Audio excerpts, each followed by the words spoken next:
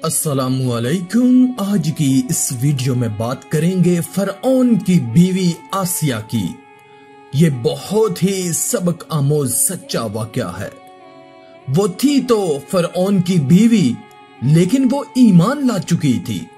जब फरऔन को इसका पता चला तो फिर उसने अपनी बीवी आसिया पर ऐसे जुल्म और सितम के पहाड़ गिराए जिसकी मिसाल पूरी दुनिया में नहीं मिलती। लेकिन वो साबित कदम रही और जामे शहादत नोश किया। इस वीडियो को पूरा जरूर देखिएगा और अगर वीडियो पसंद आए तो कमेंट में अल्लाह अकबर लिखकर अल्लाह की कुदरत चैनल को सब्सक्राइब कर दें। शुक्रिया। फरऔन और उसकी जोजा अपने महल के करीब दरियाए नील के पास बैठे हुए थे कि अचानक उनकी निगाहें एक स्याह चीज पर पड़ी जो पानी के ऊपर तैर रही थी। उन्होंने दूर ही से यह अंदाजा कर लिया था कि सताए आब पर बहने वाली शय कोई और चीज नहीं बल्कि लकड़ी का संदूक है जो उनकी जानब रवां दवां है। संदूक धीरे धीरे उनके करीब पहुंच गया।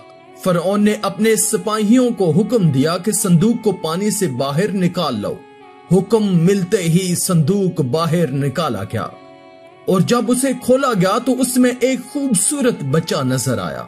वो पैगंबरे खुदा हजरत मूसा अलैहिस्सलाम थे, जिन्हें उनकी वालदा माजिदा ने परवरदिगार के हुक्म पर फरऔनियों से मुहाफजत के लिए संदूक में रखकर दरियाए नील में डाल दिया था ताकि खुदावंद आलम खुद उनकी हिफाजत करे। फरऔन ने कहा कि यह बच्चा बनी इसराइल में से है, फौरन इसे कत्ल कर दो। बच्चे की जान खतरे में थी, लेकिन फरऔन की जोजा आसिया बच्चे को देखकर उसकी गर्विदा हो गईं और कहने लगी, ये बच्चा तो तुम्हारी और हमारी आंखों की ठंडक है, लिहाजा इसे कत्ल ना करो कि शायद ये हमें फायदा पहुंचाए और हम इसे अपना फर्जंद बना लें। आसिया की जहानत, अंदाजे बयान और कलाम ने अपना असर दिखाया और फरऔन को बच्चे के कत्ल से रोक दिया और वो भी मूसा की मोहब्बत का गर्विदा हो गया। फरऔन मिस्र और उसका खूबसूरत महल आसिया को फरीकता न कर सका। आसिया का पाकीज़ा ज़मीर बेदार था।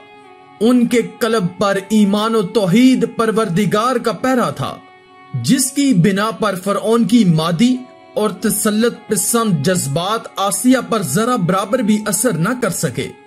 वो ऐसी पाकीज़ा खातून थी जिन्होंने खुदा पर मुकम्मल ईमान के साथ फरऔन के गुनाहों से मामूर महल को लर्जा बरामदाम कर दिया और अपनी पाकीज़ा फितरत को फरऔन के कुफर से निजात बख्शी। कुरान करीम ने जनाबे आसिया को लोगों के लिए नमूना करार दिया है ताकि लोग गैर मुनासिब और गुनाह से भरपूर हालात में भी अपने ईमान को निजात बख्शें और उसे जिलालत और गुमराही का बहाना न बनाएं। फरऔन एक बहुत ही जालिम और जाबर बादशाह था। उसने मिस्र के शहरों को मुख्तलिफ हिस्सों में तकसीम कर दिया था ताकि लोग उसके खिलाफ बगावत और कयाम न कर सकें। वो बनी इसराइल के साथ गुलामों जैसा सलूक करता था और उन्हें जलीलो ख्वार करने की हमेशा कोशिश किया करता था और गरीबों, मोहताज और बेनवाओं की ख्वाहिशात और आबरुओं को कुचल कर अपने गरूर और तकब्बर का महल खड़ा कर रखा था और खुद को लोगों का खुदा और राज़िक कहता था। लेकिन किसी में भी इतनी जुर्रत ना थी कि उसके फरमान की मुखालफत करता, मगर फरऔन की पाक दामन बीवी आसिया ने उन जुल्माना काफराना फरमान को हरगिज कबूल नहीं किया और मलकाए मिस्र के उन्वान से अपने शौहर की मजामत की। एक रात फरऔन ने ख्वाब में देखा कि उसका महल नाबूद हो गया है। खौफ और वहशत से उसका पूरा वजूद लर्जने लगा। उसने नजूमियों को बुलाकर उनसे अपने ख्वाब की ताबीर पूछी। उन्होंने कहा कि अनकरीब बनी इसराइल का एक बच्चा तुम्हारे महल को नाबूद कर देगा। इसलिए फरऔन ने हुक्म दिया कि बनी इसराइल में जिसके हां भी लड़का पैदा हो उसे फौरन कत्ल कर दो, लेकिन अगर लड़की पैदा हो तो उसे कत्ल ना करना ताकि उनकी नस्ल बाकी रहे। ऐसे पुरआशोब जमाने में खुदा के पैगंबर हजरत मूसा अलैहिस्सलाम पैदा हुए, जबकि खुदावंदे आलम का मंशा और इरादा यह था कि हजरत मूसा अलैहिस्सलाम की जान की हिफाजत के लिए मूसा फरऔन के महल और आसिया के पास परवरिश पाएं। आसिया ने मूसा को अपना फर्जंद कबूल करके दर हकीकत उन्हें उनकी हतमी मौत से बचा लिया और कौमे बनी इसराइल की निजात का सामान फराहम किया। हजरत मूसा अलैहिस्सलाम के अहदे नबूवत पर फायज होने के बाद सबसे पहले हजरत आसिया उन पर और खुदा पर ईमान लाई और बहुत दिनों तक अपने ईमान को छुपाए रखा। फरऔन कुफर के उस मरहले में पहुंच गया था कि खुद को खुदा कहलवाने लगा, लेकिन आसिया का दिल खुदाए वाहिद ला शरीक के इश्क से सरशार था। इसलिए फरऔन की खुदाई को कबूल नहीं किया और खुद फरऔन की कुदरत और ताकत और उसका कुफर उनके ईमान पर गालिब ना हो सका।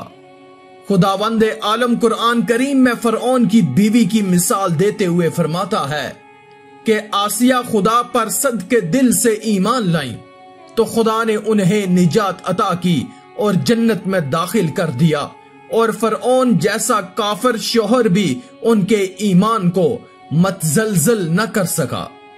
जब फरऔन को आसिया के ईमान के बारे में खबर मिली तो उसने बहुत ज्यादा कोशिशें की ताकि किसी न किसी तरह उन्हें राहे रास्त से मनहरफ कर दे, लेकिन वो ऐसा न कर सका और आसिया ने भी उसकी तमाम कोशिशों को नाकाम बनाकर सिर्फ खुदाए वाहिद की इबादत में मसरूफ रही।